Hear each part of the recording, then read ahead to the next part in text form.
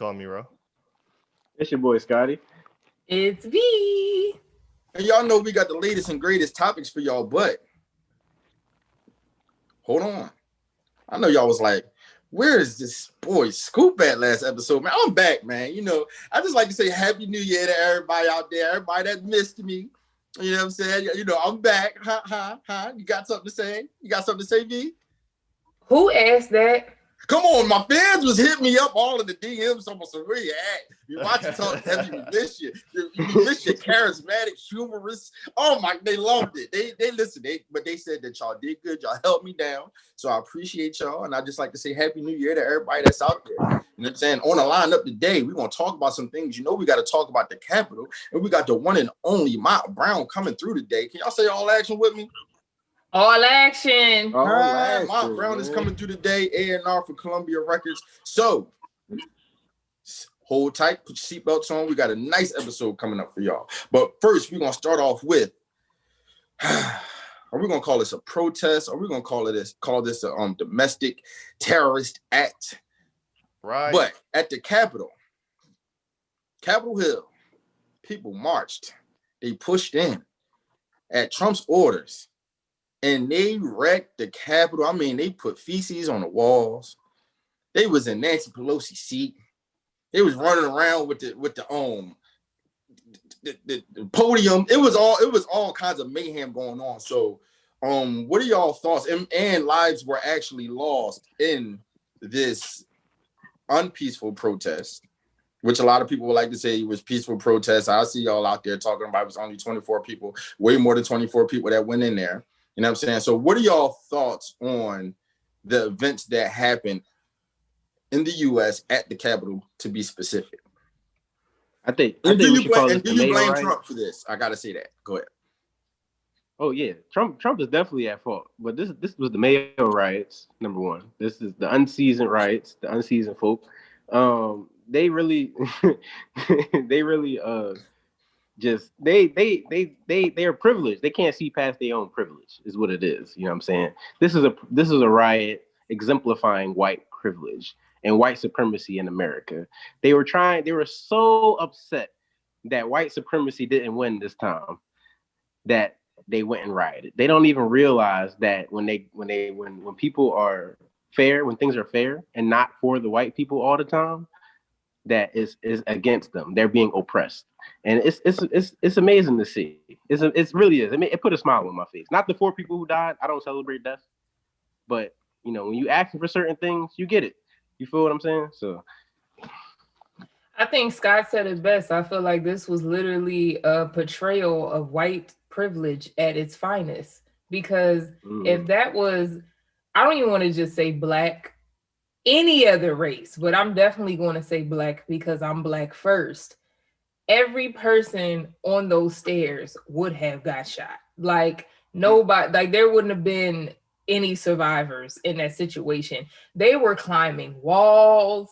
They were sitting in Nancy Pelosi's in the seat, feet on the desk. Don't forget that part.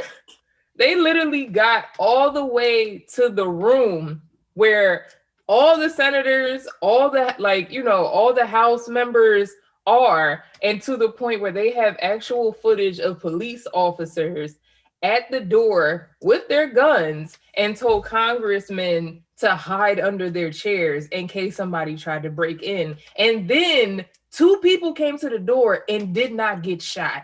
That to me is white privilege at its finest. But another thing though that I will say is it is very hard for me to not like, it's been difficult since this started for me to believe that this was not a planned production. Because one, if you go to the Capitol or the White House on a random Tuesday, there's militia outside ready to shoot you on sight because that's how they're trained. So it's like, how did you even get that far to begin with? Why was police officers there or Capitol Police there rather than the militia, especially since the whole Senate, like all of Congress was at the Capitol that day? And then on top of that, how did you climb a wall that high? Do you know, it's not like they was hopping fences. Niggas hop fences every day, B. I can understand how, you know, some white men might have some height on them TalkHvy. be able to hop a fence. They was they literally had to stack up to get over that wall. That takes time. That means that somebody saw that and completely ignored it, because it's hard for me to believe nobody saw that when there's helicopters that go around the Capitol and the White House all day, every day. So that's why to me, it was a planned production. It's very hard for me to believe otherwise. Like the fact that they even were able to break into windows in the Capitol, like, are you kidding me? Could you imagine if like a Black Lives Matter movement was going on and they said niggas broke into the Capitol? Like, what? That doesn't even sound real. But that's the whole thing. That's the whole thing. We all know that if those people were black and brown, what the outcome would have been. There was a lady who was shot dead for busting a U-turn on Capitol grounds. A black woman killed for busting a U-turn and having a mental breakdown on Capitol grounds. And you mean to tell me these people got through? Now, it like we all know what the outcome would have been. So I guess I'm asking y'all, man, like, how do we carry it from here? Because it's like, it's every time an example come out, we be like, what if it was us? Y'all see this? Y'all see this? And people still be like, it was only 24 people. Come on, y'all. It wasn't even that many. Or they wasn't sitting there burning up stuff. Y'all sat there and burned stuff up. That's why they called the National Guard on y'all. So, I mean, how do y'all feel about that part of it? People defending it. I mean, I don't see. No, go ahead. I was just saying, you can't appeal to the morality of these European. I'm gonna just say it. These white people. You can't appeal to it. You can't. Their morals are set in oppression, set in violence, set in destruction. That's how America was built. How do you appeal to a morality based in that? You can't. So the fact of the matter is, we continuously try to do that, and it continuously doesn't work. So we need to find a way to appeal to ourselves as Black people and to appeal to our community instead of trying to talk to the white folks all the time. You feel what I'm saying? Try to get us together, even though we don't all have to agree and be together all the time. But when it comes to life and death, we do need to agree and we do need to be together. You feel what I'm saying? And I think that's where we need to focus our energy. I agree with all of that. And the fact that people are saying it was only 24 people as if it wasn't hundreds, if not thousands of people marching outside is ridiculous to me, because 24 people being able to break into the Capitol is alarming. Regardless. Even if it was one person, that is alarming. Like, that's the Capitol. That's supposed to be the safest place. Well, the Capitol and the White House are supposed to be the safest places in the United States of America. So, only 24 people. What about the hundreds of people who were outside trying to fight police officers that were like causing all types of like havoc outside? Like, that's ridiculous to me.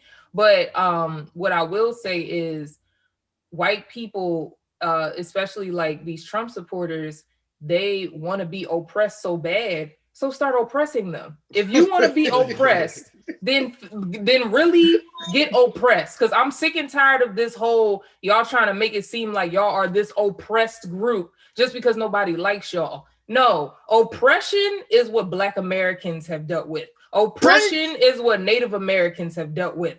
Oppression is not white people in America do not even know the beginning of oppression. So if y'all want to be oppressed so bad, then let's go ahead and oppress y'all. I want to see no Trump supporters allowed in this bathroom. Actually, no. Let's take that back. I want to see no white people allowed.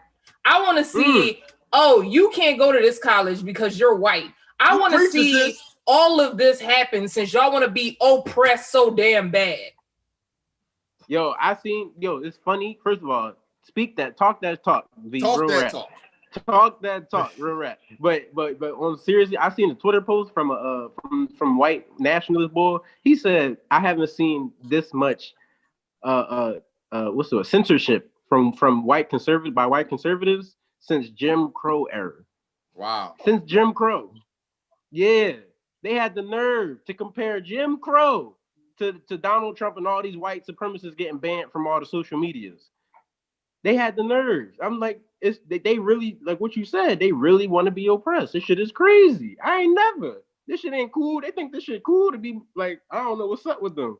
It's really crazy to me. Everybody and that's literally a testament to right. That's literally exactly. a testament to white privilege. The fact that you think you can compare somebody getting banned from posting on social media to somebody literally not being able to use a bathroom or drink water because of their skin complexion.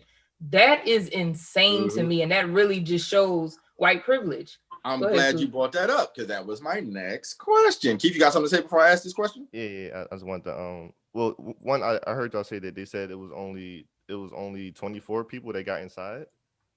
Was I watching the wrong channel to miss only 24 people being inside the building? It was a crew of people storming the whole joint.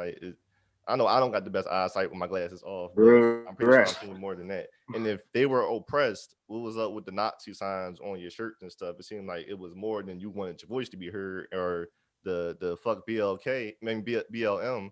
There we go. To do with that, or the mocking George Floyd being on the ground. All that stuff ain't had nothing to do with you wanting to get your point across. If your point had to be across, what we got to do with your point getting across? Just go. Oh, you wanted some of this sermon too. Yeah, you start doing all this, and like y'all said, if this was black people, they probably killed all of us just cause. I said, well, since y'all did it, we gonna hit the DMV. We gonna hit the DMV. We gonna get the tri-state area too. We go mess with all y'all since y'all want to do all that. And them talking about President Trump and this, that really messed me up when they talking about, oh, you're blocking his voice. And what's the girl name who talked about Beyonce never been relevant again? Carrie Hilson. That's what I was bringing up next. Just go ahead. That's what I was bringing up. And she opened up her mouth talking about, oh, it's dangerous when it comes to blocking people talking and freedom of speech. Are people dumb? Are people? First of all, yo. So yeah, go off on it because that was my next question. Has social media became that prevalent in life that you feel as though stopping someone who can start a whole civil war from talking is blocking freedom of speech? I don't understand what's going on in America right now. I don't know if it's still 2020. We inside the deluxe version, but we gotta get it together. So what I will say is I sat in on a conversation with somebody who he's very in the political world, right? And so he gave some confidential information, but shared it because he wants Black people to be safe.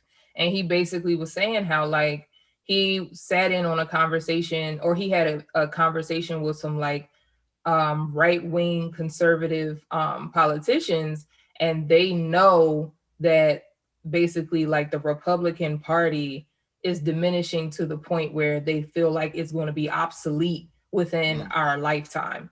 And so they're wreaking havoc and possibly even going towards not an intentional civil war, but something along those lines, like what we just saw, to protect their party, because of the fact that there's less and less, allegedly, because Donald Trump didn't the amount of votes he got still bothers me, but they know that their party is really suffering right now because of the climate that we're in. And so he was saying you're going to see more outrage, and you're going to see more things targeting Black people specifically, because they associate that they associate a lot of the issues of why their party is diminishing to Black people because of the Black Lives Matter movement, to the LGBT community and things of that nature. So he was be prepared for direct attacks towards you just because of what you look like. And I'm I can't believe I'm hearing this in 2021. That's insane. And that conversation was before the thing that happened at the Capitol happened. So I'm that's ridiculous to me. So my whole thing is, people keep saying, this whole civil war thing, and I know some people will say it as a joke, whatever.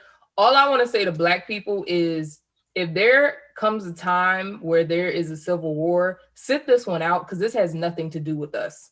Sit this Right. one out. Let those white people figure that shit out on their own, just like they should have done the first time. Like, I just feel like because I'm sick and tired of seeing my people put our lives on the line just to get treated the same right afterwards. So sit this one out. That's all I have to say.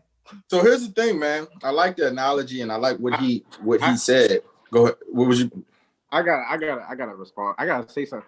Now, you know, Okay. I agree with a lot of things you said, V. I didn't agree with a Mhm. lot of things you said. I don't necessarily think that the Republican Party is diminishing, because I feel like the Republican Party is supposed to be the fiscal party, and one thing about white people, they love money. And Well, black to people. be specific, to But clarify, people in I The said far the right far. wing? I said the far right party. I didn't say the Oh, the Republican far Party. I right said the one. far Okay, right. The all right. far Party. right. All right, I thought you said Republic. All right, my fault. No, All right, that's because okay. the Republican Party right now is even dealing with like a divisive system. Yeah, they in the Like, Civil War. You so saying like right, the they're alt-right? in the Civil War themselves, but I was specifically Okay. talking about the far right. Okay, all right, I got you. I also don't think there's going to be a shortage of racists anytime soon. But that's just my opinion. But I would just like to say that I don't necessarily think that black people should sit it out, only because we are directly affected by anything that goes on in our government. Any policies that are put in place, any legislation that's put in place, we are always going to be the first people to be affected by it, and going to be most negatively affected by things, and least positively affected. You feel what I'm saying? Y'all catch what I'm trying to say? I hear we what you're following. saying. It's just that I'm gonna let you finish your point. Go ahead. No, and also it's just that, like, we are, unfortunately, and no matter how much we don't like it, no matter how much we may not want to be or admit it, we are a part of this country, and we have to. We pay taxes. We vote. We have legislation that affects us. We are given not given, but we have social programs that we benefit from. We have different things that we benefit from, and different things that take away from our community, obviously. And so I think we need to be now more than ever involved in politics and educating ourselves. And I'm not saying necessarily get out there and be in the fire and all that. I'm not saying that and get yourself killed, but educate yourself, be involved, go talk to your politicians and see their opinion on what's going on in the world today. Find out, what's going on in your local community. Be active. That's all. And I that's what I'm gonna say.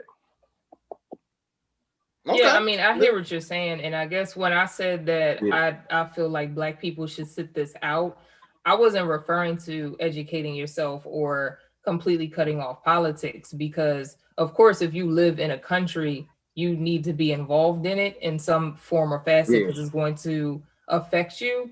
What I was talking about is literally the actual war itself. Like, I understand there's different parts of it, but I don't want to see my sisters and my brothers putting their lives out on the line for these white people to figure it out because they're pride and they want to be so fucking oppressed so badly. Don't get in the middle of white on white violence is what you're saying.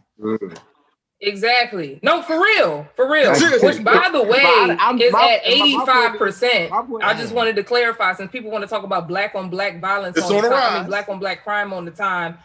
White on white violence has been between 82 and 85% for years. So I'm sick and tired of that notion. But regardless of that, what I'm saying is I don't want anybody black to lose their life behind a civil war that is very white on white based. You should absolutely be educating yourself. You should absolutely be speaking up to your politicians. However, black people, we need to focus on ourselves.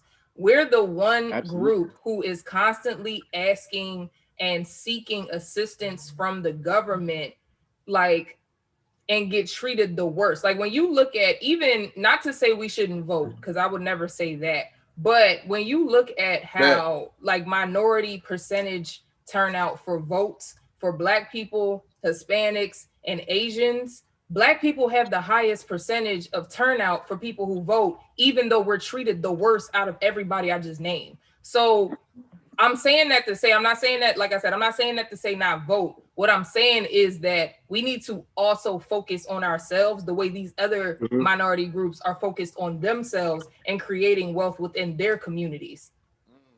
The black and dollar. leave that Civil War alone. Leave it alone. I know we've been on this topic for a long time. I just want to say one last. That's our roll. Okay. Roll. We talking. All right, one last thing. I just think that the only reason I'm saying what I'm saying is because I believe these people are fighting to uphold white supremacy. That's what their whole fight is about. Underlying, whether they want to, they're not going to, obviously they're not going to say that, but that's what it is. And as black people, we are obviously, like you said, most negatively affected from white supremacy.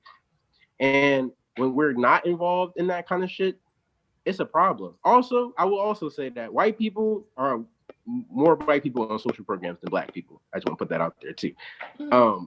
So yeah, that's the last thing. Okay. I hear what you're saying, but I guess I'm sorry. I just wanted to respond to that. No, I love it. I love hear the what you're saying, exchange. but I guess I love it. I guess my rebuttal. That's cool. It's healthy dialogue. Thanks. Yes. Yeah, yes. I hear what you're saying, but like my rebuttal to that is basically like, okay, yes, we're affected, but look at the actual civil war that the United States already experienced, and look at how many black lives were taken away for a war that really was because of the pride of two major white men. That's literally what that whole war was literally about. So it's like, I hear what you're saying, but at the same time, I still feel like we need to sit this one out. Like, I don't feel like we need to make the same mistake twice and allow history to repeat itself. There's enough white people in this country where they can fight that war themselves. They don't need no black people. They don't need no Hispanic people. And first of all, Asians aren't going to be in this war. Let's get that. I believe maybe V is saying not just sit this one out, sit on the sidelines and look, but let's build on our own, and let's let them chop each other's down, because at the end of the day, as black people, we will need our soldiers one day, and we don't need our soldiers being lost in this fight. So with that being said, man, I'm definitely 100% with the whole let's build within ourselves. Let's see, let's not just sit back and just watch with popcorn. But let's do like this. Look over your shoulder, looking at what's going on while we building. Like, he's crazy over there. You see what they're doing over there? Let's build. You know what I mean? And let's move like that. Can I take it somewhere? Take it somewhere real quick. Take it somewhere. The part that I think we not gonna stay out of. Unseasoned people. Hashtag say her name is for black women only. Not that lady who was trying to climb through that window when the cop said, get your ass down, and he put a whole lot of chop into it. We ain't got, don't do not do that. Black Twitter is on your ass. And that's our army right now. You gonna let y'all argue? I'm watching CNN. I see the Republicans going to Republicans. I'm watching the white people going to white people. We enjoying it. But when you get into Black Twitter, that's where the soldiers at right now. And we're gonna be on your ass if we see that. Listen, one thing about my white brothers and sisters, yes, I said brothers and sisters. One thing they gonna steal. One thing, listen, that's all they know how to do. Listen, they can talk about what they hate about black people, but they definitely be like this. That's a good job. I'm gonna use that. Black lives matter. All lives matter. Blue lives matter. The Me Too movement that everybody thinks was started by white women, but was started by a whole black chick. Listen. They gonna take what they got to take. Now understand that one thing about my brothers and sisters on that side, they gonna do what they gotta do when they come to stealing, man. Hey, but that's as funny as that is, that's the sad part. They stole this whole fucking country. Like, what the fuck do you think they about to do? They stole the whole country. They like, I like what those natives doing over there. You gonna have to take that. That thing looking real nice and tight. Like. I mean, honestly, colonizing is what white people do best. And what is that? Stealing. So that's listen. I refer to them as my white brothers and sisters because that they are my brothers. We grew up in the same country. Y'all my bros and sisters too, man. That's just all I'm saying. But one thing is, we gonna create. And y'all gonna take. They're gonna stick. Understand that. Yo, that's a slogan. We gonna create and y'all gonna. Listen, Okay. listen. You heard it That here too. first at TalkHvy. Understand that. They gonna steal that Understand. too. They gonna steal that. You know what I'm saying? And that's what it is. So I don't know. Y'all got anything else to add to our folks? And any words for Donald on the way out? President Trump? I wanted to ask a question if we have time. Oh, we got time. We got time. I wanted to ask, what are your thoughts on the House basically trying to impeach Trump, even though he only has like less than 2 weeks at this point, or 2 weeks left in office?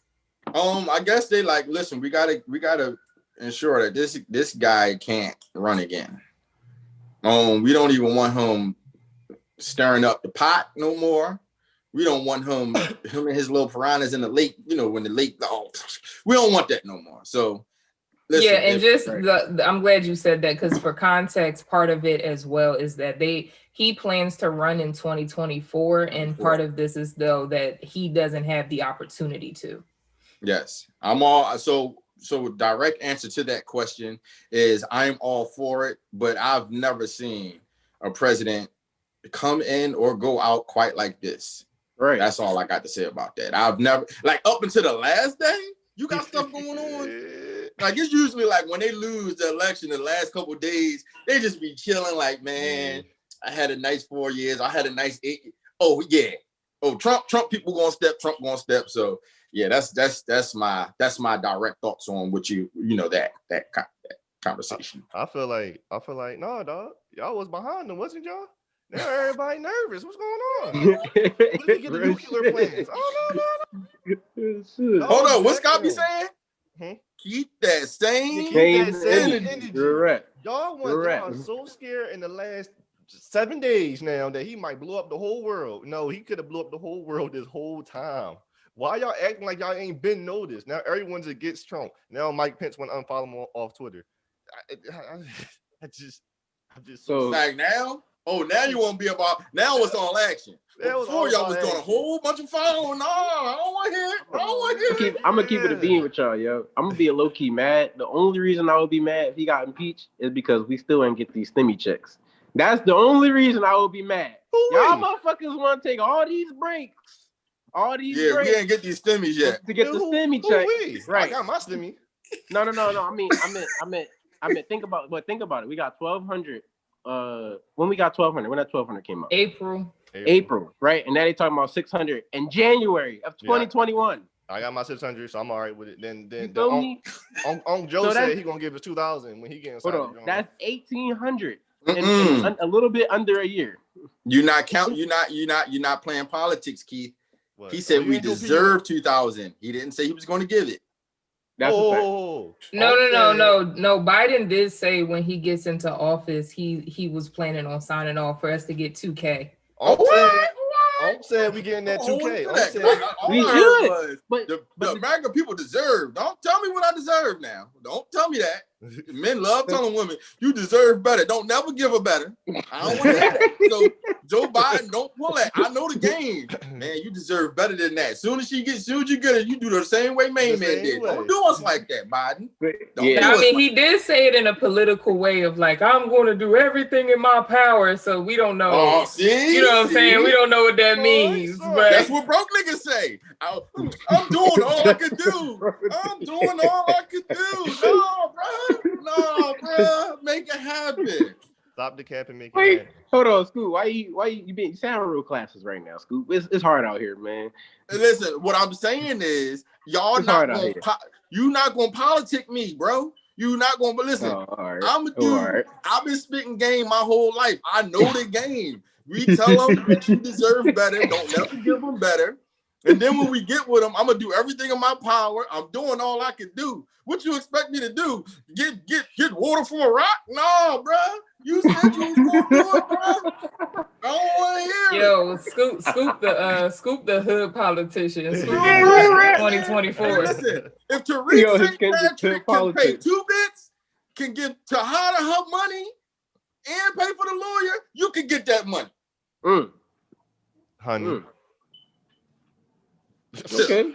So Marquise in the comments said apparently if he gets impeached again, they won't use taxpayer money to cover his expenses. How y'all feel about that? If that is true. I ain't gonna lie. You got to I don't repeat know. that. I'm sorry. I don't know what Go that ahead. All right. He said if he gets impeached again, they won't use taxpayer money to cover his expenses on the way out. How do y'all feel about that? If would y'all think that's worth the impeachment? I think personally what's worth the impeachment is him no longer having access to like the information that all other past presidents have. Yes. Like, because Yes. he still has access to the information from like the CIA, the FBI, nuclear bombs, all that type of stuff. And what I was reading, they also said that that was a big reason why they wanted to do the second impeachment as well, was so that he could not keep that information when he is impeached for the second time. So it's the access for me.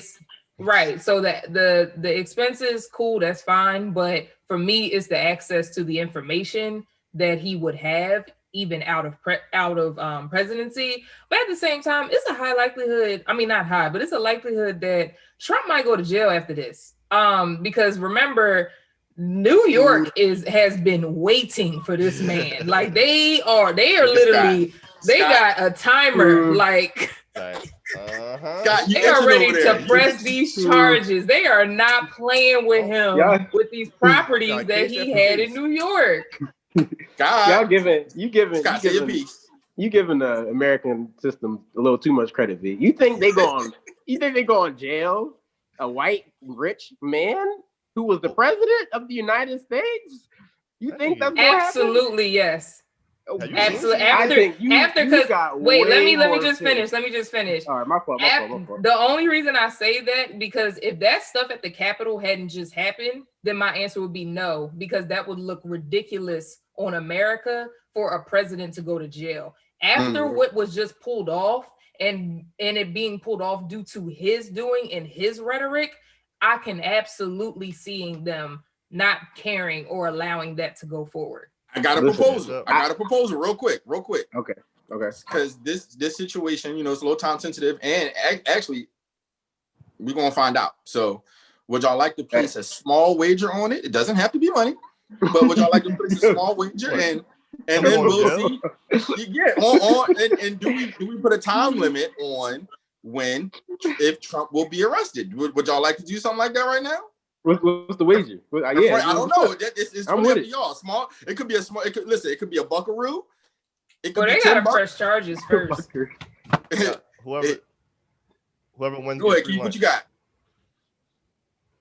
Trump. What's the wager is he going to jail, not pressing charges, right? That's the wager, right? No, I thought the wager was what Scoop said, him getting arrested charged? Him being arrested. So charge is more likely, but going to jail and convicted is way, because what will happen is somebody will Biden might even pardon him. I don't know if he would, but that happens a lot. Where like Richard Nixon, for instance, got pardoned by who the hell came after Richard Nixon? I forgot who came after Nixon, but he got pardoned after Watergate.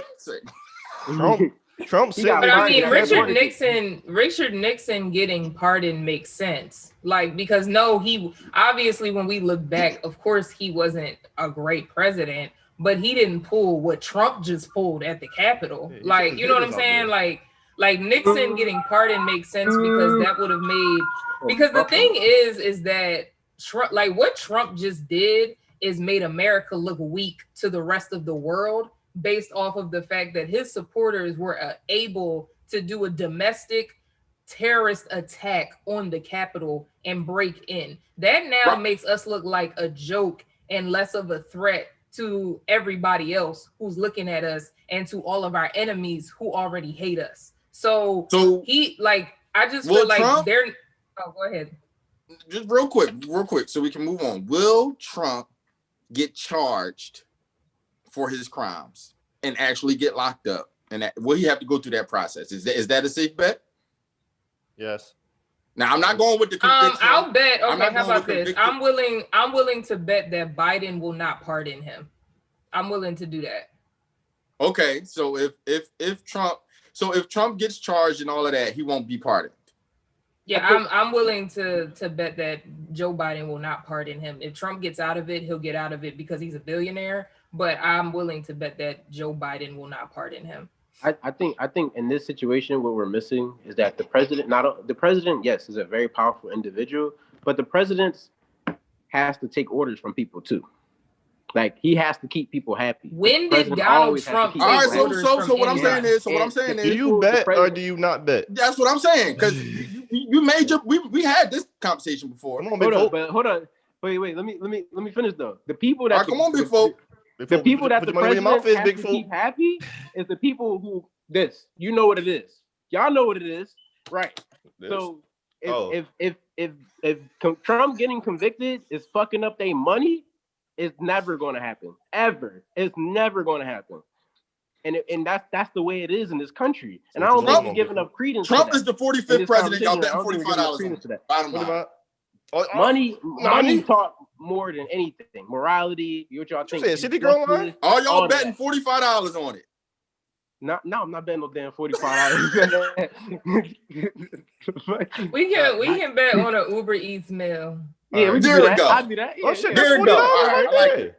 Uber Eats meal. That is $40. V said Trump is going to jail. No, I said Joe Biden will not pardon him. Joe Biden. Okay, Joe Biden. Like I said, I would not be surprised if Trump didn't go to jail because he's a billionaire. But if he gets out of it, it's going to be his own doing. I'm betting that Biden will not pardon Trump if the time comes. Okay, and you saying, and Scott, you saying if the time comes, listen, Biden's gonna have to pardon Trump. Okay, all right, say back from Uber Eats meal, all right? People in this country. Uber Eats meal. Uber Eats. In front of America. Uber Feeds.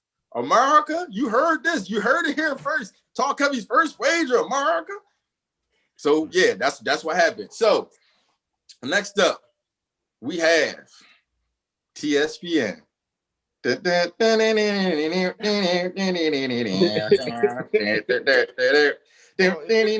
y'all. I'll be back. So sing the song.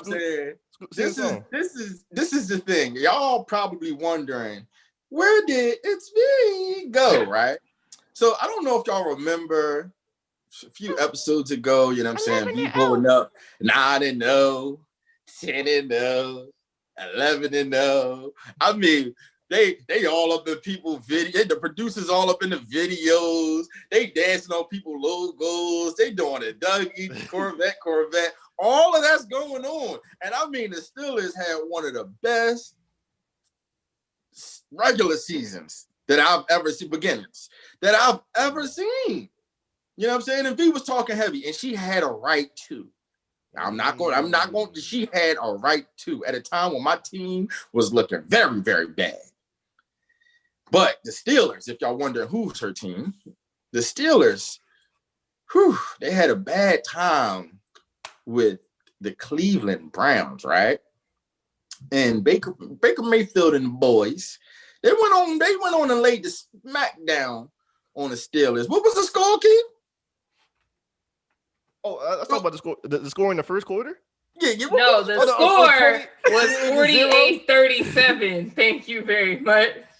So the Steelers took a nice smackdown. First round, I mean, it kind of reminded me, this loss kind of reminded me of back when Tim Tebow beat the Steelers. I'm like, what's going on?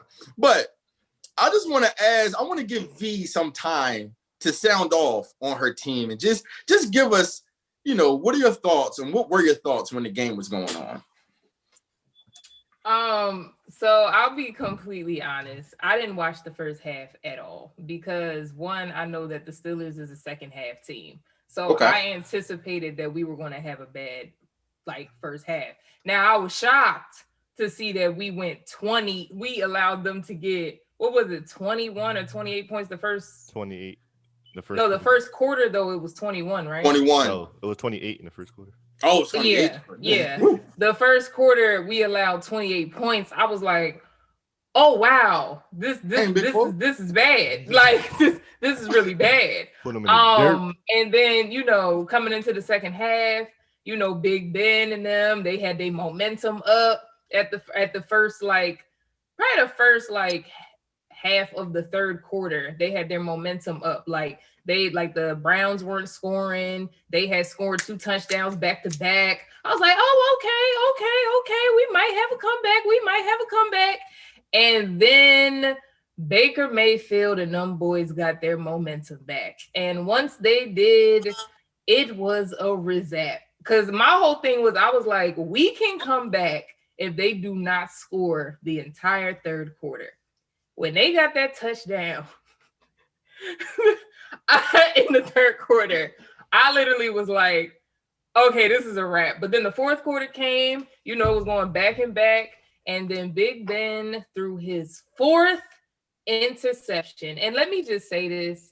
I've been ready for us to get rid of Big Ben for a while. And after yesterday, I'm like, bro, you can't be throwing 4 interceptions in a playoff game. Like, that's completely unacceptable. But what's even more unacceptable is the defense allowing the Browns to put up 48 points on us. Like, what?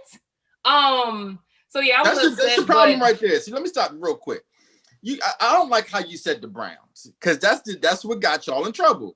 These the same old Browns, the same old Browns. No, I'm not saying it like that. The Browns were first of all, let me just say, our division was the most competitive division this season. We were 12-4. Mm-hmm. We had the Browns were 11-5, and the Ravens were also 11-5.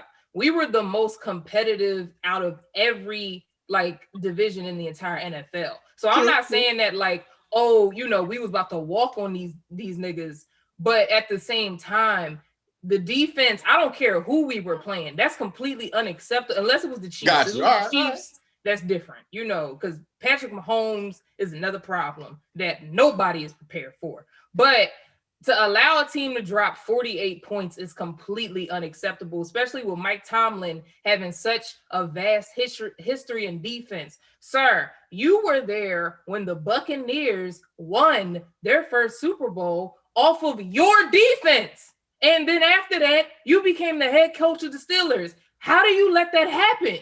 So, yeah, I was frustrated. But to be completely honest, I didn't have high hopes for the Steelers, because when I saw how we were playing the end of the season, losing to Washington that doesn't even have a name, their logo is really no name, just team. If you go to their website, that's what it says. It says no name, just team. After we lost to them, and then we lost to the Bengals, and then we lost to the Browns, I was like, you know what? I don't think the Steelers want to win.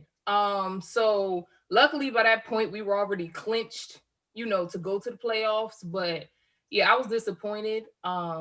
Really broke my spirit, but at least I got to watch my team play, And I will say the second half was a good game. First half blowout. The second half was a good game. Okay. Listen. Sorry for all the Steelers fans out there. It happens. You know what I'm saying? It's comfy at home. Sometimes you got heat home. I don't want to hear nothing a Ravens fan has to say. I don't want to hear nothing a Ravens fan has to say. Can I talk about the fact why Steelers fans were delusional all year? Because we said something very particular. The Steelers defense has been suspect all year. Y'all have been beating teams who haven't been able to practice, who have COVID injuries and all that stuff. Yep. Oh, we are 11-0. We are the best teams. And everyone all year said, y'all not good. We know y'all not going to do anything. And y'all kept on going. Y'all never had a good defense. Big Ben cannot move. I understand you said Big Ben can't do nothing, but Big Ben can't move. This is a running quarterback league. You got to be mobile a little bit. Juju ain't been nice since that old boy left the team. He gets shut down. He Corvette his ass somewhere else. Y'all got rid of your running back. Y'all can't run the ball. Y'all can't do anything. Y'all was going home regardless. If y'all was humble about being 11-0, we wouldn't make fun of y'all.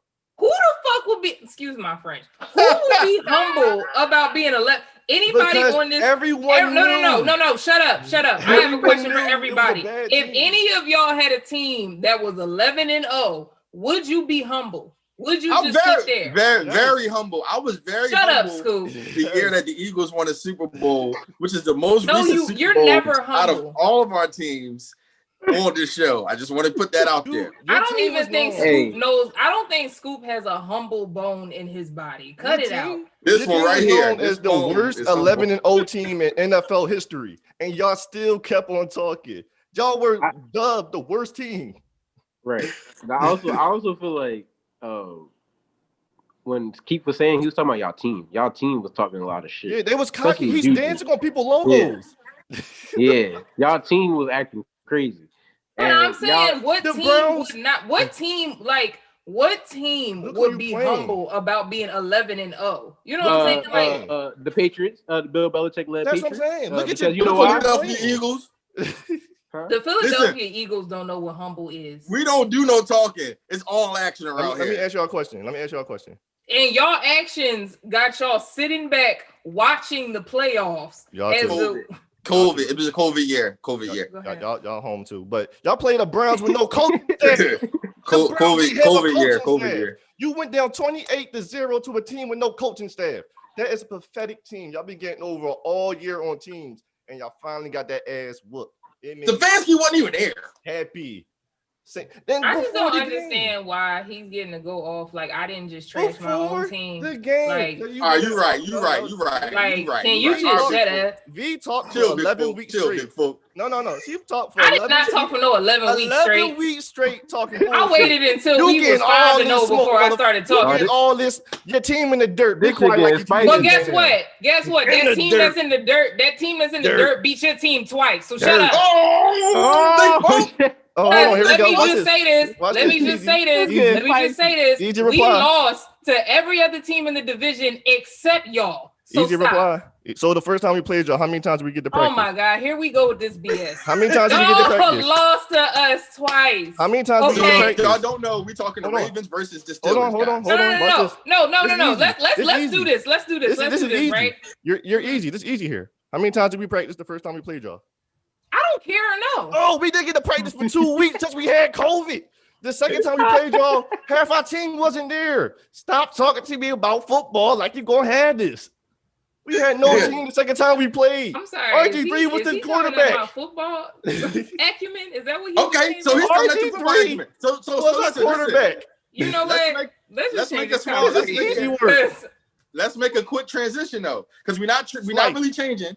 But we're going to transition. Let's congratulate Lamar Jackson and the Baltimore Ravens on their win. Lamar Jackson first playoff win. Now black quarterback. We're going to talk about the Ravens now. Now you sound off you talk about your win on Keith, and if you have anything to add about his birds, then you put your input in. V. So Ro, do you have anything to say about Lamar Jackson and his win and his short-lived win? They let Lamar play Lamar. They let Lamar be. They let Lamar be a runner. Let him run. Let him play his game, play action. We lived and died by the run. Our secondary is very suspect. We have a very suspect secondary, but we held King Henry to 50 yards the whole game. I just feel like the best quarterback in the league is definitely Patrick Mahomes, but the most dangerous quarterback in the league is Lamar Jackson. What does that even mean? What the fuck does that mean, Keith? The most dangerous? Yeah, what does that mean? Because he's the most he can do anything on the field. Like he's the most he's the biggest he's the best player on his team. He's dangerous. Pat Mahomes ain't dangerous? With his arm, he's not running the 50-yard touchdown. Ooh. That's a dangerous man right there. You can run 50 yards. He is. That's faster than the Corvette. I was curious about that. But I feel as though for our the conference finals, we're gonna run into the Chiefs. Yeah, okay. So y'all beating the Bills. Yeah, we beating the Bills. But V, you coming back with your full troll hat if they lose? Yeah, go. Oh, 100%. Oh, 100%. Oh, okay. 100%. Could you give us the way he just came at me like I didn't trash my own team and then had the audacity to question my business acumen because I don't care about how many times y'all practice before a game. Oh yeah, definitely. I'm coming back. That was slight work. Ooh. But That's fine. Ravens I just don't want to hit note that. that I just want to was note like- that y'all beat the Titans and we beat them too. So whoop-de-doo. we talking about playoffs. Regular season I don't listen. matter. Still the Listen, Titans. I but would okay. I It would don't say matter. bet some Uber Eats, but Right. V already an Uber Eats in, so I'm gonna leave that one alone. V already $1 million in. We don't know what might happen with that one. You All know I'm what saying is don't sleep So- on the Bills.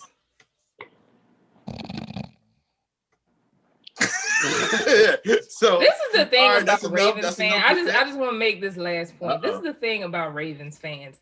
They make it so difficult to support them because it's like they just hate us so much. When it's like we don't care that much about y'all. Like whoop-de-doo, y'all got 2 rings. We got 6. Get over it. Like I don't Ooh. understand it. My whole thing is honestly, I actually don't dislike the Ravens. I love Lamar Jackson. I would love to see him go as far as I would love to see Lamar win a ring. I just can't stand Ravens fans. That's all I have to say. We on the 6 Oh, game win that's streak. it. We on the 6 game win streak with the hottest team in the NFL. I don't really give a fuck about nothing. You know what? This We gonna see The a lot. Chiefs are the hottest team in the NFL. game. I don't even know period. why I'm talking football. I'm not even talking football with you no more. Oh, why is it Yes, because they you are the one- because is the it Chiefs because is you the He's only being real team disrespectful. worth talking about in reference to the Super Bowl. What are we talking about? That right don't now? mean you're the just hottest said, team. You just said That means you're the best team. I said the hottest team. The best team is the Chiefs. The hottest team going into the playoffs. So you don't want to talk were- football with me because were the of the fact Ravens. that I said that they're the best rather than acknowledging that y'all are the hottest. What like You I'd just rather said much we not talk. the I hottest. would You much just- rather talk about who the Play it best back- team play is it back, than who Turbo. the quote unquote Pull that hottest card. is. Play Because back- the card, best V. team is Play the back, one who's Turbo. going to win the Super Bowl. That's not what I Talk said. heavy. Or at you- least, that I'm sorry, card, G. the So- best team is going to Talk be the heavy. one who goes to the AFC conference to So you- actually so make you it spoke- so to you the spoke for no Super Bowl. reason. So you spoke for no reason because I said we the hottest team and you said we not the hottest team. Nah, Keith, you got you wasted your time You got talking. smoke, Keith. You got You smoke. wasting your time. Oh, No, you Keith, saying he Keith. got smoke? You got smoke, Keith. Okay. Yeah, you Okay, wasted your listen. time by That making was- that invalid point. That But was a waste. moving on, Scoop, what that were we was a talking waste- That about? was a waste of voice. You got Ooh, smoke, that thing. Keith. Listen, that thing got heated. Y'all gonna get some more TSP in next week. You know what I'm Yeah, saying? 'Cause we ain't gonna leave. We gonna leave basketball out of this. You know what I'm saying? My team, we riddled with COVID right now, so we're gonna go ahead and talk about the next thing. So next up, we had that thing got a little spicy, y'all. I got to cool down. A little commercial break. This thing is brought to you by TalkHvy. You can find all things at TalkHvy, all platforms: Twitter, Instagram, Facebook, and YouTube. V, tell them where they can find Sip and Spill and all of that good stuff. Yeah, y'all, just go ahead and grab some wine and have a good time with Sip and Spill, where we sip on drinks while spilling the tea on dating and relationships. Ladies, if you're feeling a little hit, go ahead and holler at _ Just Brick. And guess what? Beauty by 10 is right down the street, right? You go on, you stop past there, you get all So we dialed really up. made a slogan for this, and he killed it. You know what I'm saying? Oh, if you want to get hit again, holla at Beauty by 10. What that is? That was one of them. If you want to get hit again, If you want to Again? get hit by Brit. Oh, okay, what? If you want to go from a They 5 partying, to people? a 10, if you want to go from a 5 to a 10, holla at Beauty by by 10. 10. Yeah, I mean, we all in here, man, because guess what? It's all action. Now, understand, we going into this next segment, which is romance with Ro, man. We having fun today, man. You know what I'm saying? Our interview, he didn't come through today, man, but it's all right, though, because guess what? Talk Heavy always ready. So we're going to jump into this romance with Ro right now. Here's a question, and we only have one lady on the show today, but I want to ask everybody this because, shut up. So, Mookie Betts, right? He engaged Brianna Hammonds after 15 years of dating. Damn. I have to ask you guys, would you guys wait that long to get married or get engaged? Men and women alike. Wait, before you answer the question, V, do you know Mookie Betts? No. All right. All you need to know is he signed like a $300 million contract Okay. Yeah, in baseball. in baseball, yeah. He's one of those. Yes, I'm glad you put some context in there. Yeah. I mean, and does money matter in this? Because it's a real thing. Right, So, but let's just take it out of like money and just base it in regular situations, right? So because regular people that's wait too. very Okay. situational, right? So Yeah. like at my age, no, I'm not waiting that long. However, like I can see how people end up in those circumstances. Like for example, I have a friend who just proposed to his girlfriend. They've been together for 10 years and he proposed on their 10-year anniversary. To some people, they felt like that was a smack in the face, but when you look at it, they've been dating since they were freshmen in college. And they, they basically grew together, and he wanted to make sure he was established or at a certain point before he gave her the ring. And he had thought about proposing her before, but he was like, you know what, I want to wait till the 10-year anniversary. And boom, they got married. So it's kind of like, it's very situational. I think it does depend though on like when I met you and how long we've been together. Cause like I'm in my late 20s now. So if somebody comes to me now and they're going to wait until I'm almost 40 to propose, I'm absolutely not waiting that long because of age alone.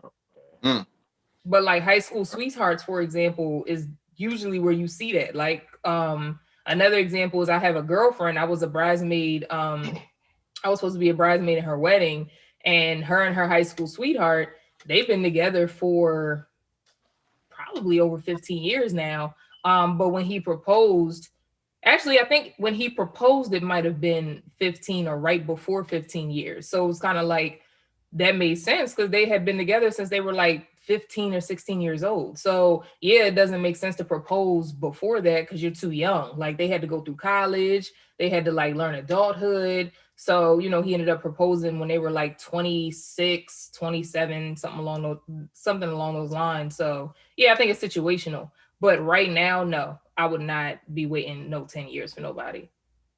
Yeah, That makes a good point right there. My fault. Go ahead, Keith. yeah, it's exactly what V said. That's what the story is. People ain't really look at the fact that he only 28. So 15 years ago he was 13. So they was dating since high school. So that's why it took him so long. 13, Right. that's middle school. Well, middle school, Right. even better. He held it down for that long. That's a long relationship. He should have proposed at 15. At I don't want to hear 15. it. I also would like to say, like, for him specifically, a lot of women is waiting. I'm just gonna keep it a being. That's a lot of fucking. That man is rich. He richer than rich. You feel what I'm saying? So like, you got that much money. A lot of people is waiting around. You will I'm wait just gonna for keep him? it as that. Like, and they can say whatever they want on Twitter, but when you see them checks and you see what the house he got and the cars he got and all that, then it's a different story. You feel what I'm saying? Scott said I'm It's definitely very waiting. different story. Yeah. I'm just gonna keep it a being. Like, people like to act Scott like a they are bird. on social media. People are what do you call it? The morals. They got all types of morals and I'm this and that. All right, you see them cars and them houses. It's a different story. Fucking bird. Scott said, you want me to wait, Mookie? All right, Mookie. Hello. I'm just saying though. Like, But I hate that. just to add context to that, right, to what Scott was saying in reference to dating like professional athletes, I think too is that a lot of the time when people are in relationships with professional athletes, not a lot of times, because I won't say that because I feel like that's wrong, but in real like relationships where people actually love each other, I feel like a lot of the times what I've found is that they prefer to wait to get married until he retires or towards the like end of his career, off of the strength of like, because they want to build a family and things of that nature. That's not realistic when they're actually like an active or in the prime of their athleticism. So it's kind of like they can't be there for their family the way they would want to. Like we've heard like Kobe Bryant talk about like, how much he missed out on his older daughter's earlier years because of him being in the prime of his career when they were born.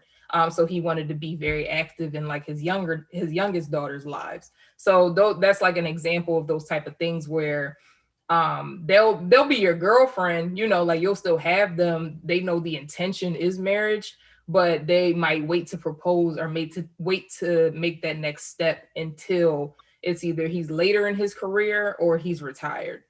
Can I ask a question? I keep on leaning. I'm trying to stop that. So say V Robert Covington, right? Robert Covington comes to you like, hey V, I heard you talking on TalkHvy podcast about me. Not Bobby. He said, "I'll marry you, but you gotta wait till I retire." Would you wait? Like as long? Absolutely yes, 100%. Yo, Absolutely yes. But I again, but to that point though, because to what I was saying earlier, these women know that the man wants to marry them. Like they're communicating that's their intention with them. It's not like they're just. I mean, some of them do. Some just wait around. But I'm talking about like couples who are really in love. Like they've had this discussion and they've come to terms together with the thought that it makes sense for us to wait until you retire. So yeah, if he came to me, absolutely, yeah, 100%. listen, Keith. That's like if Serena Williams said the same shit to you, Keith, you would be like, yeah, hell yeah. Like I don't understand. Like people really be acting like they don't love money. I don't get it. I don't get why people act like that. They act like they don't love money. If Serena, you love me, I'm proposing now, sis. Come on, no. Yeah, I was about to say, like, because he chose Robert Covington, which is like my NBA crush. If he had picked somebody that was like Yachty, like Lil Yachty, I'm sorry, no. Raja Rondo. And neither one of them got the money Mookie Betts got. That's my point too. Neither one of them got a $300 million contract. So You don't lie about Mookie, huh? Serena gonna have to marry me now. That's all I'm saying. You look at that Mookie contract. Jesus Christ. Yeah, I'm you getting in the down room? on one knee after every time she win. I'm be like that. They're gonna be like, here he go again. She keeps saying no. I'm like, she gonna say yes. She gonna say yes. What you talking about? Is it the same ring? Yes. And she bought. Can't get my allowance. If my girl signed a $300 million contract, I'm proposing tonight. I'm just keeping it big. If my girl signed a $300 million contract and she stayed with me, I'm gonna question how morale. I'm like, girl, go ahead and get you a real nigga. She still gonna stay with me. You wasted your damn time. Damn, that's fucked up. Keith, you don't think you worth it? You don't think you worth it? Listen. You gotta be self-aware at my age. 300 million, girl, go ahead and do what you gotta do with life. Damn, that's a lot of frog skins. All right. Well, 300 million. And we all agreed that's a hell of a lot of money. A lot of people would change their morals for it, but it seems like everybody's saying, "Come on, dog, we ain't got to be 15 years for this." On the regular. 15 years is a long time. Yeah, 15. Especially even if it's 13, even if we're 13, if it's you real better propose at prime. Come on now, stop playing. You know you want at prime. You know what time it is, bro. Even not at prime, like, come on. As soon as you go to the majors, something. Yo, that begs the question, though, right? Like, what about rich kids? Like, children of like rich ass people. Like, how do they? What's that like? I'm curious. What y'all think? Like, how do you go through life and get like? Because people know you got money. People know you fucking rich. Or you asking somebody who has rich parents? Well, I mean, they surround themselves with other people with money. Like they're going to schools with other people with money. They're like interacting with. So that's why you'll see a lot of times, like for example, looking at Quavo and Sweetie. Like Sweetie had money, which is why Quavo was like, oh, like I remember he did it was like something that they did. And he said, he told her to pull up and she pulled up in a G-Wagon. And he was like, oh, I can take this girl seriously. But it was because she had her own money and she came from money, right? Mm-hmm. So it's like one of those things where it's like, they're going to be surrounded by other people with money. So that's just naturally who they're going to be attracted to. You make a good point. And they also they also know too that like, I feel like at that like when you have enough common sense, it's kind of like they're less likely to date somebody who doesn't have as much money because they feel like that person may be using them for their money, even if it's unintentional. So it's like if I'm dating you and you already have money, I don't have to worry about basically me making you whatever, and then you just used me for my money and left and went on to the next nigga or the next person. So right. So I mean, I do want to hear from our expert, Keith. As growing up rich, I would like to know. And can you answer Scott's question? First of all, I ain't grow up rich. I'm your cousin. I knew you grew up rich. So shut up and answer the question. Yeah, I'm hungry now, motherfucker. You grew up in Baltimore. Okay. I know you. I knew who you were. What? I ain't Did gonna you lie. ever have an Hey, experience with somebody? Keith, don't you? Is it Kevin Hart and Wanda like your aunt and uncle? Huh? Didn't Kevin Hart hit your phone the other day? Whoa, whoa. The Huh? ops are watching. Now come on Putting now. up a lot of public information. Hold on now, Huh? because my baby mom might be watching. And if she watching and I'm telling her I ain't got no money for a long time. Y'all saying Didn't you have a right brunch now. with LeBron James before? Keith, I thought I saw Didn't you at the Rock Nation you brunch. sit in a section with Rihanna? That's Yo. all I'm saying. Like, what are we doing? Are you not gonna tell us how the other half lives or what? What are we doing? Got to answer your question. Nigga, we don't know. We ain't rich. I don't know how them niggas live. Allegedly. Listen, See, are you rich not people sitting in your love to own claim lounge that they right now? broke. Rich people love to claim that they're broke. I'm from the That's nine. very true. The streets raised me. The streets are You know what? With that being said, The streets of with that being said, we're I gonna grew up in move the on. The field. streets raised him. He's standing by it. He's sticking by it. So the streets of Baldwin Hills. But the streets of Marble Hills. So we're gonna move on to Was I Wrong? And today we're gonna have a story. We've been rocking with these, man. So Ro, take us away, man. Who was wrong? Let's talk about this. So recently, OT Genesis, yes, I don't know either. OT Genesis did an interview with the No Jumper podcast. And it was two females. It was Jazz, and I forgot the other girl. I think it was Jazz and Jules. And they do little shots at him. They like poking at him, playing around with him. OT was a little drunk. He was a little smiz.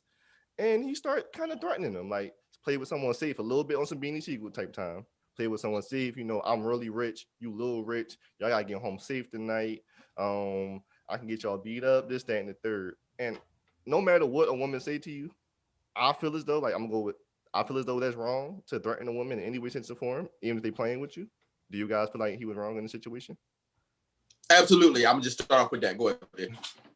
I definitely think he was wrong, but even beyond just like, threatening a woman, also the fact that you came onto a podcast to be interviewed. So it's kind of like, if you didn't know what type time that podcast was on, you have to be prepared for whatever energy they give because it's their show at the end of the day. Like, you can't just go on a podcast and expect people to treat you. First of all, OT Genesis, like, let's be honest, it's OT Genesis. You know what I'm saying? Like, if LeBron James came on that show, I'm sure he would be treated a little bit differently. But, and like Keith said, at a certain age, you just got to be self-aware. But beyond that, it's like, you came onto their show, and people who watch that show already know what type of like energy they give off. So why would you come on there like not knowing like what you're getting yourself into, or your publicist or whoever like got you on there? So yeah. But a little bit more context, it was the clip cut like right into where it was going, but he said something about black women. Like he like insulted black women, and the girl Jules wasn't trying to have it. She wasn't the girl. Yes, was trying to move on. The girl Jules went at him for it. Like, you're not just gonna talk about black women. You're not just gonna just say what you want to say. Yeah, and I mean that's her show, so she has every right to do that. Like, and everyone knows. And OT, he should have just sat there and took it. OT Keisha Cole also, so he has a history with only beefing with women. But he tried to make it a point on the show by saying, men are scared of me, so no one beefs with me because I'm a man and I'm a gangster. But he taking shit too personal. First of all, that sounds like you a grown ass man, bro. Stop being so damn sensitive, bro.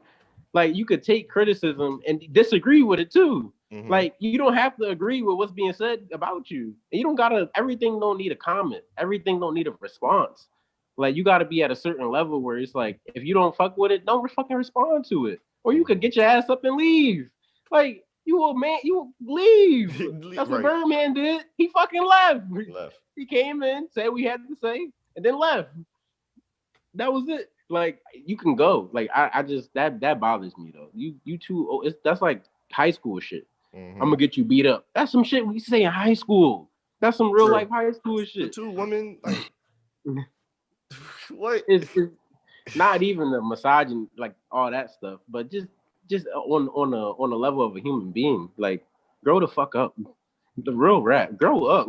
That shit that's annoying to me. That just. And another issue is he was sitting with his homie, and his homie was like, "Y'all should have said it." I'm like, bro, this is what they mean when they say black men trash. Like, I don't like to ever go down that road, but this is what they be talking about. Like, it's just like y'all, that y'all, you just watching your homie snap on these women like that, bro. Yeah, I think you shouldn't be afraid to check your homie, even your rich homie. A lot of people are scared to check the rich homie because they're scared that they may be cut off. I don't know what position his homie holds, whether he's rich on his own or whether he's only with him because he's, you know, hanging on to his riches. But it's a song that Jay-Z and He Who Shall Not Be Named had together.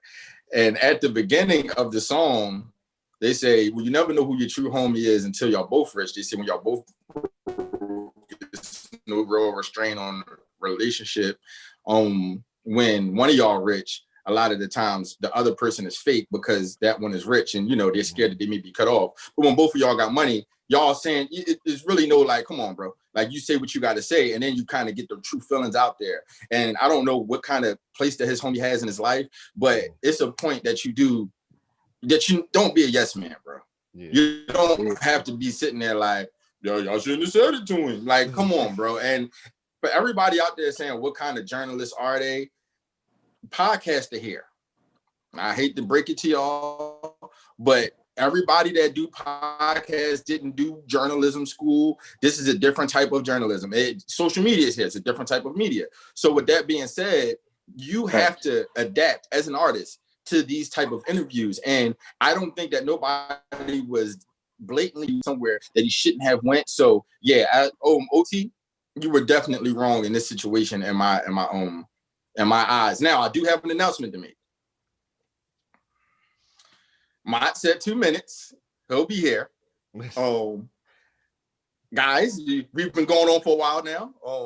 I don't know if you guys or whatever, but I'll ask him a few questions. I don't know if you guys have to go, but you know, I have to go. I have to go at 8:30. Okay, you have to go. Yeah. Okay, and V, I know you have to roll as well. So I mean, yeah, I was gonna have him come in and, you know, we'll see if we gotta roll. We gotta roll. Just ask him a few Just questions. have him come in and we can ask him a few questions. I'll, you know. So are we holding off on court? I'm rocking how I rock. You know, you know how TalkHvy do. So you know what I mean. This is a quick glimpse. Everybody that's watching live. You know what I mean, this is y'all watching TalkHv's meeting right now. You know what I mean? But yeah, that's what's going on, man. So I just had to give y'all that tidbit of information. But does anybody else have anything to say about OT in the situation? Get your act together, man. Make another song, fool. Get your act together, man. Why you got to disrespect the ladies, bro? Oh wait, one more thing. Can I call him a BA nigga real quick? Oh, bitch ass nigga. Yeah. One more thing to make him a bitch ass nigga. He made a T-shirt saying what he said to the girls. Really? Very true. Oh, T Money say he a bitch. He is a cold. He got T-shirts made. It says this is the big league. Oh yeah, this is the big league. Yeah, this is the big. Folks, anybody who buys that T-shirt deserves to get smacked. No, but I gotta give kudos to the host on the show because she changed her bio. Oh yeah, she did. Her bio says now, this is the little leagues. I thought that's hilarious. I really loved it, and I'll be honest with you. Now that we on that, I love how the girl that he was talking to directly across from him. I love how she handled it because at a point it's like, okay, you gonna take it there. Let's let you get all of your stuff out now. Now you get to sound as dumb as you want to sound. Oh, okay. Okay. And she said it, and she meant what she said. You can't fuck with me in media. I don't make music, so okay, yeah, you're a big dog in that. But in media, this ain't your field. This ain't your lane, bro. This is what I do. And I like it. I like that. She stood hers, and I don't think it was weak for her to agree with what he said. She let him hang himself with his bum ass words that he was saying and all of that. So I definitely appreciate the road that she took on that one. And yeah, man. OT. You think being drunk, his drunkenness was an excuse or no? No. I don't call it an excuse. It could be a reason. It's reasons for everything. Everybody handle the alcohol differently. So it could definitely be the reason why, but I you can't excuse drunk behavior. It's like saying that I did this while I was drunk, so Your Honor, you can't convict me. It don't work like that. It don't work like that. You know what I'm saying? There's certain things I'm not doing drunk. You know what I mean? But I don't handle my liquor like everybody else. So yeah, I'm not. It could be the reason, but not the excuse. Okay. Fuck OT Genesis. All right, I ain't see all of that. He ain't gonna come over here. We've been cussing a lot this episode. Oh. Yeah, this is an explicit episode today. It's spicy on it. It's the internet. I think everybody got triggered today, so we apologize in advance. In advance. So yeah, we're gonna go ahead and move on to court, man. And that's what it is, because 2 minutes is up. I thought you said 10 minutes. No, he said 2. Oh, yeah, I said 2. So all right, it's time for court, y'all. So Scoop, what we doing in court today? Oh man, so listen, man. We talking about if the government sends you some extra bread, is you taking that money crippling the system? I say no. Scott says yes. I'm not going to tell you why he says yes, but he said yes. I'll leave it to him to say it. All right. So before I flip the coin, just breaking down the rules. Oop. My bad, I dropped the quarter. So for court, we do each one of you has a 2-minute opening. And then from there, everybody has a 1-minute rebuttal.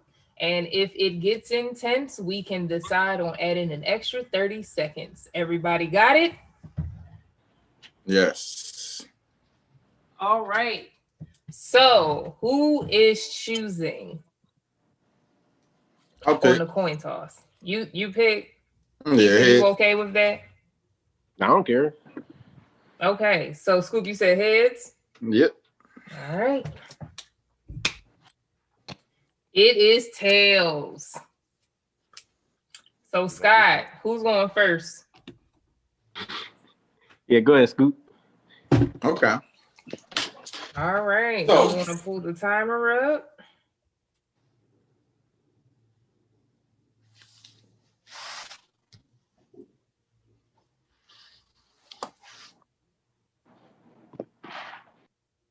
Ooh. Sorry, y'all. My timer was set to something else. Okay. Ready? And go. So let's give you a scenario. Are you saying that I'm supposed to get $600 for my stimulus check, and they send me $1,200 for my stimulus check? If I cash out on that extra $600, then that will cripple the government. I say no. And the reason I say no is because, number one, let's talk about how rich the American government is. There is millions, sometimes billions of dollars left over in the surplus that were allocated funds that were supposed to go to businesses, programs, and all of those types of things. So that's money, extra money, that the government has left over that they already have put in the budget that they don't need now, or they can just reuse again. So you mean to tell me that extra $600 that I take, or let's say a whole bunch of other people may take, is going to break that government? No, it's not going to break that government. What will happen is that government will send that money. They miss that money, and they'll make it right back. And guess on who back? On my back, on the taxes that I give back. Because guess what? We are in a nation that overtaxes its people. Let's just keep it real. Let's call it what it is. So at the end of the day, the money that they take, that I take from that, I'm gonna just call it what it is. It's owed to me. It's my money, and I need it now. The U.S. government will not miss that money. So, in closing, for my open statement, there is no amount of money.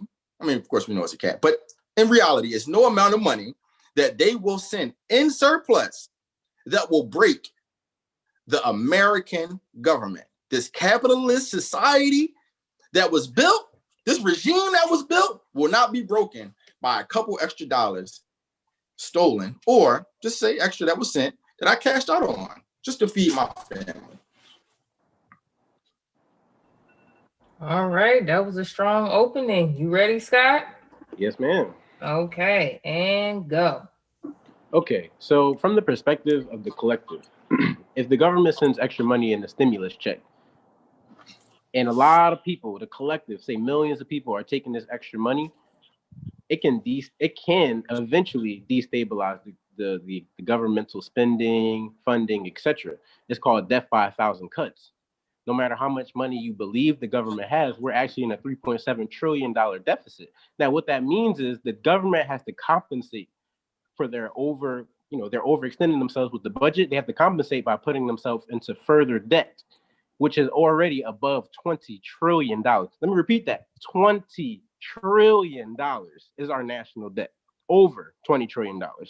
I don't know if you ever realize how much money that is, but the general budget is around $3 trillion every year.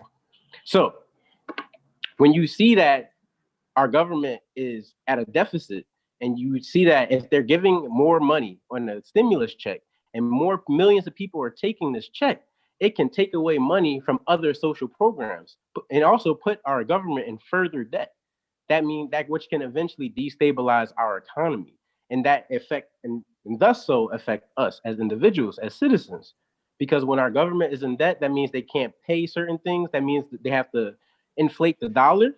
That means that the value of our money that's in our bank account will be much less than it is in 10 years because of the things that you're doing by taking that extra money. And that's it. That's my time. All right. All right. Are we going to rebuttals? So yeah, what's up, Mont? You jumped in. We're in the middle of the court. We just gotta give our 1 minute rebuttal, and then we got a couple questions for you, big bro. That's cool. All right, so I'm gonna jump into my 1 minute. All right, ready and go. So yeah, to your point, man, what I'm gonna say is that a lot of that money will go back into building the economy. So what a lot of people has done with the money that they get, they feed themselves and they fund the businesses that build America. You know, when presidents go around and say, you are the backbone of America, what that extra money will do is build the backbone of America. So with that being said, if has to be budget cuts, then guess what? That's something that we've lived through and fought through in America for the entirety of this country. It happens. And guess what? It will never stop happening. So I think that it will never break down if people keep the mentality that if you get a couple extra dollars sent to you, that you can take that money, because just like I said, America will always make budget cuts, and they will make a way to and find a way to keep the rich richer and the poor poor. And the system, it's been working for so long, it's not going to stop working, brother, just because I took a couple extra dollars. All right, Scott, you ready? Yes, ma'am. I am. Go. So you're saying that the budget cuts always happen, but that's why things like the Great Depression happened. That's why the recession in 2009 happened. Those things happen because we're in so much debt, because of the deficits, the annual deficits that we're in over time. That's what I mean by a death by 1,000 cuts. When you have millions of people taking advantage of the government, you're basically defunding social programs, military programs that keep us safe, that keep oil prices down, that keep the gas that you pump in your car, that comes from us going into different countries and taking their oil. That comes from that imperialism. That's where that comes from. So we have to understand that when your country is in debt, and when you're taking money away from the country that you live in, it's going to hurt you as a citizen. It's going to hurt other people, your community. And you're saying that when you put it back into the economy, it's going to help the economy, but that's not true at all. I needed some more time. All right. I didn't get to make. So, Keith, what say you? I ain't even gonna hold you, Bigfoot. Scott, it's a no for me, dog. You just said a whole bunch of stuff that I'm pretty sure you didn't even really look up. You just start saying stuff. That's why the Great Depression happened, and then the recession, and then the repression. I'm like, Scott, what are you talking about? If we already in debt, then just give me some money so I can be happy. I want to be happy. Let me spend the money how I want to spend the money. And I ain't gonna lie, I think Scoop spanks you because he said, no matter what, the economy is always going to be okay. It's always going to rebuild. So I'm gonna go with Scoop Burgundy. Not true. Um, so for me, I think both of you did a great job. I think both of y'all brought out some very valid points. I really like Scoop's perspective around talking about how, you know, that money would go back into the economy, because that's exactly why they sent us the money to begin with, is because they wanted to go back into the economy. And with Scott, I think you brought up some valid points about, you know, taking advantage of the system takes money from the government. However, that 20 plus $1 trillion you're referring to, you have to also keep in mind that a big part of the government's budget goes towards military. And so even taking advantage, quote unquote, with keeping that money, as Scoop was arguing, isn't going to nearly touch that deficit or impact that deficit as much as the military budget does. So for me, I'm going to have to go with Scoop. That's cool. I would like to say something real quick though. Don't That care. the debt, our national debt is what's So Scoop, you won the court today. This is a very good job that you won the court today. wow. You out of pocket. Hold on, let me finish, cuz. God, we don't No, care. this You is important lost. though, because this We is got important somebody we got to content because You interview. got an y'all have a. interview. I think. Yeah, All right, all right. write it down in a letter. Good. Write it down in a letter. Send it to the people like Trump did when he told us when he said, Y'all have a thank misconception me. though. I'm just saying. All I'm gonna say, yeah, Yeah, it's you a lot you of should have said it in your misinformation going minutes. on. You didn't. You So didn't. my victory speech is turned into a interview, man. We got the one and only Mont Brown in the building. What up with you, big folk? What up, bro? Ain't nothing much, man. Chilling, man. So we just gonna get in a few, man, because a few of our folk they got rolled. So we just gonna get in a few. We just gonna talk a little bit, man. So I like to ask everybody immediately, man. How you feeling, brother? Man, I'm blessed, man, for sure. Blessed. No, that's what's up. That's what's up, man. So go ahead, man. We gonna jump right into it, man. How did you land at being an A&R? Now we talking about Mont Brown and Franklin, man. We talking about Uh, Mont Brown and philanthropist, the humanitarian, the manager, the promoter, everything. How did you land at being an A&R through your years in the entertainment business? I think, um, even when I was doing music, I always seen myself like a person, like a Puff, a Master P, like those type of individuals, and I felt like um I conquered a lot, getting people signed and doing a lot of things like that. But like it was like for real, it was a challenge for myself because it's like, all right, I could get people signed, but what's the next step after that? And it's like, I wanna play with the big boys. So I wanted to compete with the Coach K's, the Dallas Martins of the world. You know what I'm saying? Uh, so that was my whole mind frame, and just like, I feel like I hit a certain ceiling and what I was doing in Philadelphia, and I just wanted to expand. I just wanted to see if I could compete with those guys, and Mm. but how I got the position, you know, man, it was a journey. I actually, like, I was just going to I was going to LA. I mean, not LA. I was going to New York every day 2019 from October until January. I was going up there Every every day? day, and bro, I was train, plane, uh, Uber, Lyft. I was just sitting at the crib like, I gotta go. I just the next step is here. Like, what, Right. I gotta go for it. And around that time, um, I was I had Sim Santana. He signed with Columbia, and actually, like, we would be recording on like the 11th floor, and Meek would be on the 12th floor, right above us. So me and Meek been cool, but us just seeing each other, we talked more, and it was just like I spent a lot of time with Meek in New York. Also, Ty Moskovich and a guy named Nigel.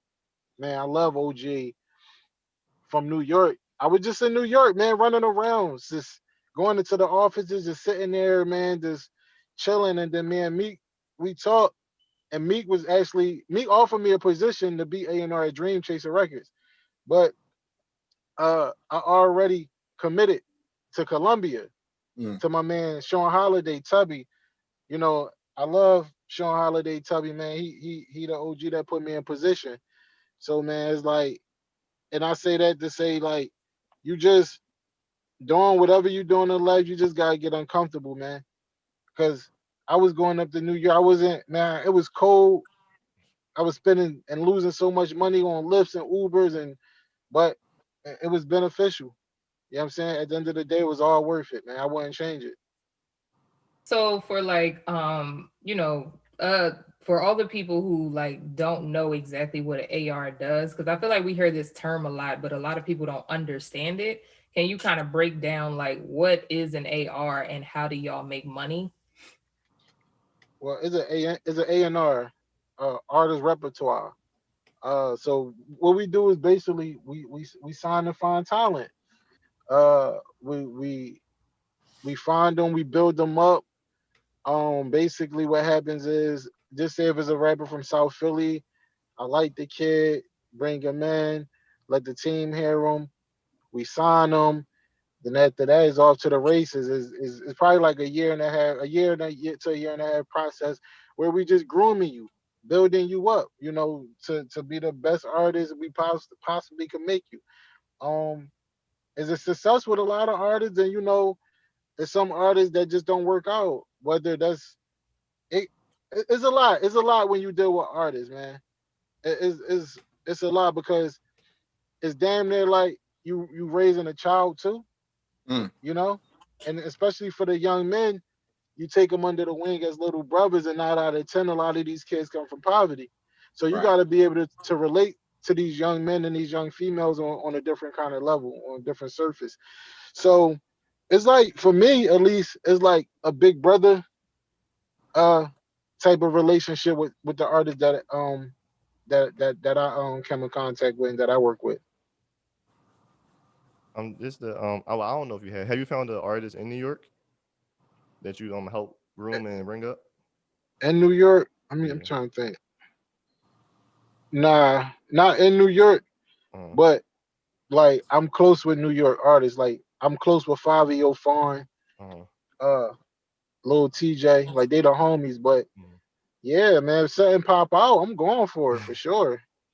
How do you think the difference between like the Philly music scene versus New York music scene?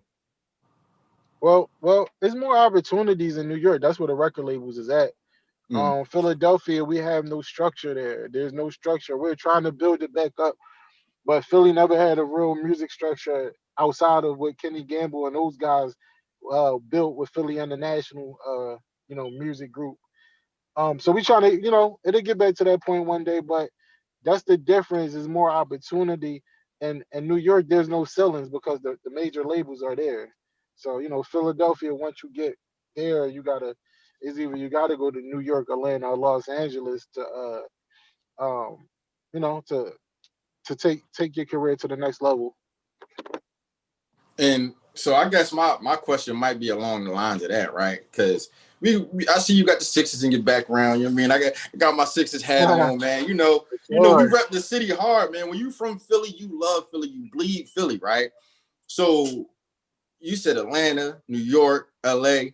Why is Philly artists overlooked? Everybody know Philly artists got bars. Everybody know Philly got talent, but it seems like Philly is always overlooked. Is that just perception, or like, what is your thoughts on that? You being in the game as an A&R right now. It's not overlooked because I PNB Rock, Little Uzi, Tierra, Whack, The Roots, uh, Jasmine Sullivan. Man, let's go to the exec side. Troy Carter, Jay Earl, Sterling Sims, Charlie Mack, Sean G. The list go on and on, right? It's just, I think I think a lot of Philly artists get in their own way. Mm. When we all from Philly, right? Everybody on this call, right?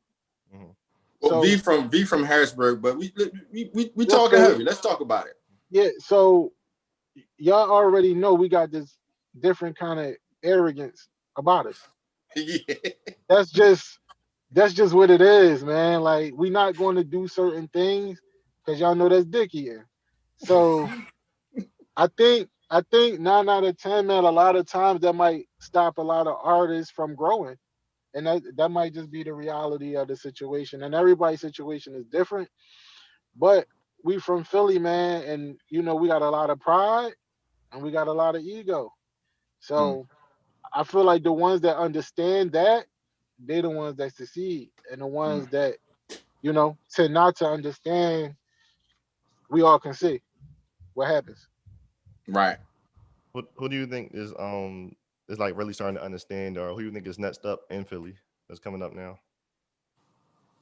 Man, that's a long list. There's a lot of them, man. Man, Well, some Santana. Go ahead. Go no, ahead. because I was about to say, because I was going to ask you who your top five coming up in Philly right now, just like that you're looking at, like, yo, those, yeah. Jeez. Man, there's a kid named Kobe from Southwest. Uh, Leaf Ward, Leave. D4M Salone. Uh, man, Tour, West Philly Tour. OT, Rocky. I mean, I could keep going on, man. Petty Levels, like it's a lot of artists we had, man. It's not even fair, bro. That's a fact.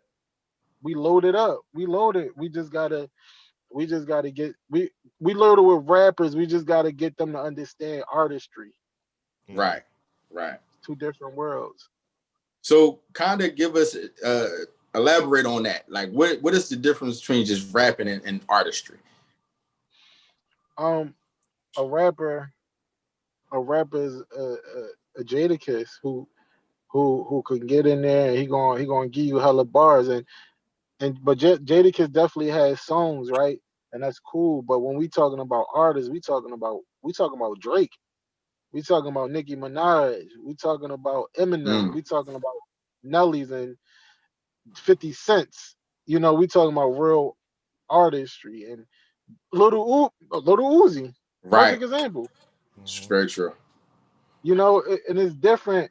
And some people might say like they don't it's corny or it's watered down or whatever they say. But I think people gotta understand that it's the music business. We're here to make music and handle business. It's not, street dude homeboy records. It's not homeboy.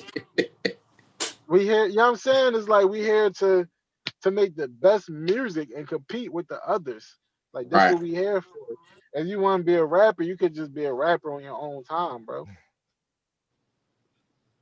Then take it somewhere else. This is a tad bit. You said you hit your roof with the other things you were doing, like with rapping and stuff. So once you reach your roof with this, I see you got the citrus in the background. Do you want to move in the sports world, in the business side of that? Um, Shit, yeah, if it makes sense, I'm open to everything. Like I feel like that's the world we live in now, right? Like Hmm. because y'all could be like even with Talk Heavy, y'all could be just talking like the political stuff and just cultural stuff. Y'all might end a sports play. I mean, y'all might interview like just say I don't know the way Deion Waiters, and he might say, hey, Talk Heavy, let's take this to sports. Let me get a couple of my guys on here, and then it just becomes something different than what y'all already started doing. So I think that's the beauty of of us having freedom to do whatever we want with our platform. It ain't like y'all gotta call someone and ask, can y'all jump on this platform? This is y'all stuff. So I think that's the beauty in it. I don't honestly, bro. I'm living through God. Wherever He take me at, that's where I'm going. That's a fact. I feel that. I don't think too much in. I don't put too much in it. I'm not that deep of a thinker when it comes to certain things, bro. I just go with the flow. Hmm. Right. And speaking on that, because you've been in so many different spaces, and I read up on you were kind of like self-proclaimed yourself as a hip hop humanitarian. So I Yeah. would love to hear like more about like how you moved in that space and like meeting with different politicians and things like that. Yeah, I think I went on tour like 2012 with Meek and Lil Chucky, and I got the chance to see a lot of things and just moving around. When I was down south, I seen how like a lot of those kids down there really didn't have nothing. Even though like a lot of us come from Philly, we don't have much, but they didn't have nothing, like literally nothing. So when I got back, I was like, yo, when I do my events, I'm not even gonna charge people. I just want people to bring canned goods and clothing for the homeless. So it's like killing two birds with one stone. Like, Right. and I called it the kickback because you can actually come kick back, hear some good music, chill out, hang out. But then on the flip side, you actually kicking back into the community. So I think it's just as human beings, I think it's our responsibility to help someone else. Period. That's in the Bible. So I think I think that's where I got that from. No, I like that. I like that. So I gotta it's been a lot of things. You're a real A&R, right? But recently Yeah, some I'm on the things went. streets. You know what I mean? So a lot of people turned into A&Rs, right? When this thing happened, when a deal, Meek Mill offered a deal for 20,000 to Pound Shop Pop, and a lot of people turned into hood A&Rs, and everybody knew what a good deal and a bad deal was at that point. So I need you to kind of speak on the what is a good deal, like some, because Scott left, but he asked a question like about a lot of artists coming out saying I signed a bad deal, but kind of give us how these things work, like what's a good deal, what's a bad deal, and kind of the process on that. Um, that's a layered question because it's like that's up to you. Like if it's Scoop, if you coming into a label and you say, "Hey, I'm looking for $500,000," okay, where's that money going? Like where's that money going? Do you want 500,000 for your advance?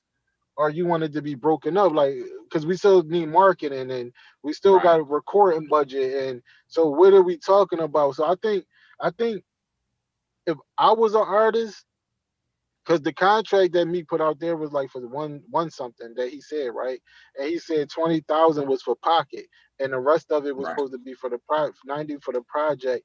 Now some artists, I'm not saying every artist, some artists probably would take the contract. It's not a lot of money, right? And I don't think Meek was looking at it from I'm trying to make you rich off your advance. I'm just trying to give you this to see where this relationship can go. And everything is negotiable as well. So and it's not even about a pound side pop situation because that's my guy. I love pound side. I'm just saying we could say Scoop, here's 20,000 for your pocket.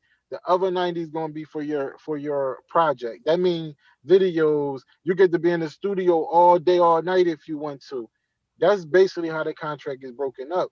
Now, if you're an artist with no money and you're a struggling artist, hey, that might be a okay contract for you.